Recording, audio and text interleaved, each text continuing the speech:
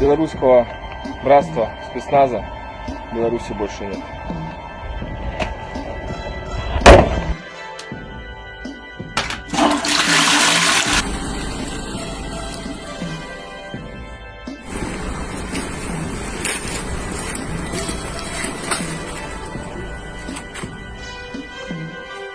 Не, пацаны, это уже позор.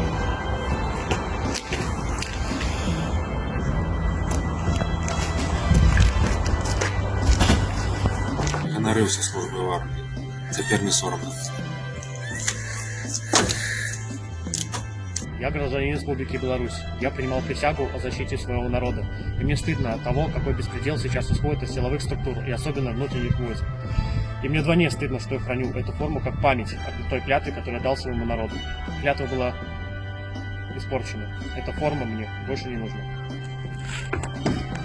Я проходил службу в органах внутренних дел, в войсковой части 3214 и также в отделе участковым. Но мне очень стыдно и обидно, что сейчас делает наша милиция с нашим народом. И поэтому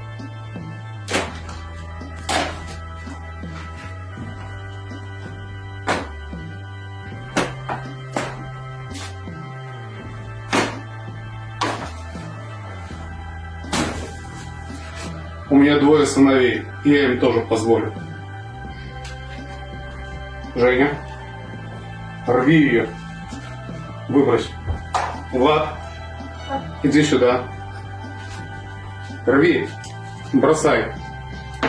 Бросай. Женька. Покажи, покажи, покажи.